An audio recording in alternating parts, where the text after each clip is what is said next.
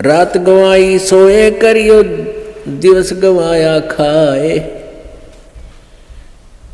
हीरा जन्म अनमोल था, ये कौड़ी बदले जाए। कबीर ये सुपने रैन के, उगड़ आए नैने। जीव पड़ा बहु लूट में, जागे तो लेन न देने।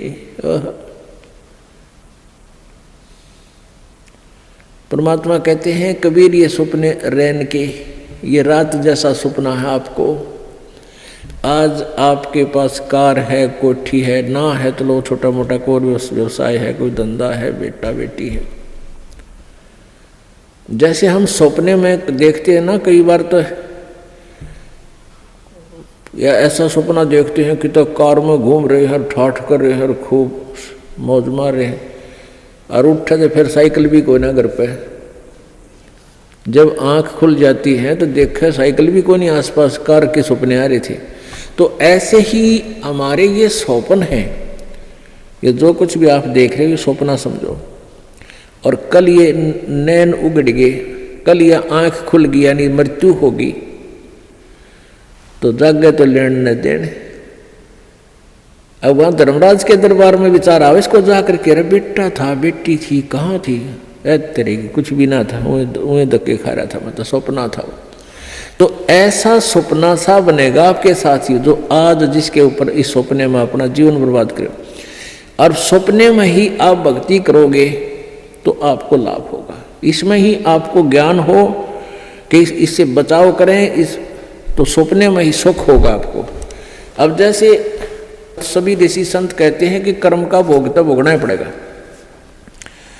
संस्कार में जो प्रारब्ध में कर्म है भोगना ही पड़ेगा, फिर फायदा क्या हुआ?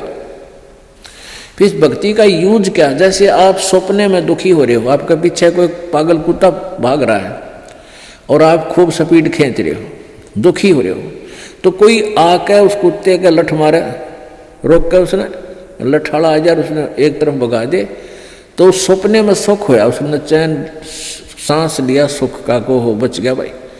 तो ये सपना हर ये कर्म रूपी कुत्ते आपका पीछे पड़ रहे हैं, और पूर्व संत की भक्ति से इन कुत्तियों का लठ लग गए, इन पागलों के, और ये अपनी दिशा बदल दें और आपको राहत मिले। तो ये सपने में भी सुख इस परमात्मा के अभी होगा, तब बात बने। अब आँख खुले बस दापे न रहा, कुछ भी ना था वो, जैसे टेंशन हो रही है, काम अड़ गया फला, जिस जो कोई टेंशन है, किसी काम में रुकावट आ रही, परमात्मा सपने में ठीक करे जब चैन हो। और ये कहने पर आप तो भोगना ही पड़ेगा, सपने में दुख तो दुख रहेगा, तो वो थ्योरी ठीक है नहीं है, उनकी मन गणत है, उनको अध्यात्म ज्ञान नहीं है।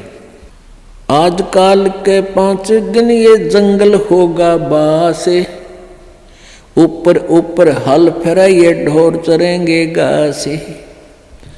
आजकल या 5 दिन अर्थात एक ना एक वो दिन आएगा, आप जी का जंगल में वास होगा, आप जी का शरीर छूटेगा और आप जी को शमशान घाट पर शरीर का अंतिम संस्कार हो जाएगा। और फिर इस तुम्हारी जो है ना मिट्टी के ऊपर ढोर फिरा करेंगे, डांगर हंडेंगे, घूमया करेंगे। 8 जने जो लाकड़ी और केस जले जो घास, सब जग जलता देख कर ये कबीर भया उदास। मरोगे मर जाओगे कोई न लेगा नाम, उजड़ जा बसाओगे छाड़ बसती गांव में। कहते हैं आज तुम जिस परिवार के वंश चलाने के चक्कर में दिन रात फिर लगे रहते हो, आपकी मृत्यु के बाद कोई आपने याद भी ना करे, 6 महीने रोंगे मुश्किल से। अब आजकल तो 10 दिन में कर दें सारा काम, 70वीं वीर, वर्षी वीर, महीना वीर, वो 13वीं भी 10 दिन में करके फारे कर दें। कोई आज अब अपने दादाजी को कितना याद करते हो? कभी कोई पूछला, गांव को पूछ ले कि किसका है, कहाँ से, फिर जब फलाने दादा का नाम कभी बताना पड़ जाए, जब न तो कहो ना याद करता दादाजी ने। तो पुण्यात्माओं या भूल ला रखी काल ने, और इन काल के दूता ने हमें ऐसा उलझा रखा है कि पुत्र बिना मोक्ष नहीं। अब बेटी ने तो हम संतान भी नहीं मानते थे, ऐसी ऐसी अनजान सोच बना दी हमारी। पुण्यात्मा में बेटा और बेटी में कोई अंतर नहीं, संस्कार आपको मिलेंगे चाहे कितने पैर पीट लो। आजकल उन अज्ञानी लोगों की और फिर समाज के दबाव में हमारे भक्त आत्मा भी प्रेरित हो जाते हैं। जिसके एक दो पुत्री है तो इन्होंने सोचा पुत्र हो भगवान, पुत्र जरूर हो, क्योंकि वो इंजेक्शन लाओ डेली। जब पड़ोसन आ जाएगी, कोई रिश्तेदार आवेगा, नहीं कहेंगे एक पुत्र तो चाहिए था, एक पुत्र तो होना चाहिए। दास जब सर्विस करता था, जेई की नौकरी करता था, एक ठेकेदार था मदीना गाँव, मदीना डांगी का, और वो 62 साल की उम्र का आदमी। तो उसके 4 लड़कियां थी और बड़ी लड़की ब्याह दी, 2 लड़कियां तकरीबन सारी ब्याह शादी कर दी। फिर प्रेरणा कर दी, किसी ने कहेंगे कोई एक पुत्र तो हो, पुत्र तो होना चाहिए। तो उसकी पत्नी ने भी यही कहना शुरू कर दिया कि पुत्र तो होना चाहिए। उसने कहा कि तुम मेरी, उसकी कोई मौसी की लड़की थी क्यों करके उसकी शादी करवा दी। अब वो बताओ, खुद बताओ था बोला जी ऐसा हुआ, वो फिर जड़वा 2 लड़की होगी उसके, 5 तो पहले थी और 2 की और आन लग गए। फिर वो छक्के, मैंने तो ऑपरेशन करागा, पंडा छुटवाया उसका। तो परमात्मा कहते हैं या हमारी बॉडी 8 से, परमात्मा जो देगा वही होगा, और अगर आवश्यक होगा, अब आपके पास वो परमात्मा कबीर है, कबीर जी वो है, अगर आपके संस्कार में कोई सुयोग्य संतान होगी तो पुत्र भी दे देगा। ना तो आज वर्तमान के 80% पुत्रों से ये माता पिता दुखी है। पुत्री तो शादी कर दी हुई पराई, यहाँ रहती है तब आपका पूरा काम करे, कभी आज्ञा का अवहेलना नहीं करती लड़कियां, और पुत्र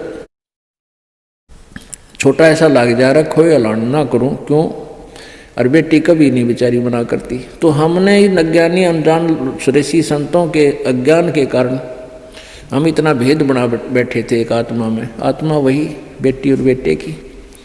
तो इस प्रकार हमारी इन नकली संतों ने हमारा समाज व्यवहार कति बिगाड़ दिया, हमारी सोच बदल रखी थी, जिस कारण से हम आधे से ज़्यादा तो न्यों दुखी रहा करते थे। अब वर्तमान में आप देख रहे हो पुत्र, ये बुरी बात नहीं है पुत्र अब, लेकिन इस ज्ञान को प्राप्त करके आपका फिर पुत्र हो चाहे पुत्री आपको दुखी नहीं करेंगे, क्योंकि वो बचपन से इस ज्ञान में भगवान के रंग में रंग जाएंगे, और परमात्मा की शक्ति आपकी भक्ति से आपके साथ रहेगी। और मान ले कोई छोटा मोटा संस्कार में कोई निकम्मा बालक आ भी गया तो उसने मालिक ठीक करेंगे, सीधा करेंगे, उसको किसी प्रकार भी करें चाहे, आपको दुख नहीं होने देंगे। तो इसलिए परमात्मा की हम चाह में भटका करते थे कि वो सारे ही सुख दिया करता है। कबीर हाड जले लकड़ी जले और जले जावन हारे, और देखण आड़े भी जले, अब किस्तें करूं पुकार।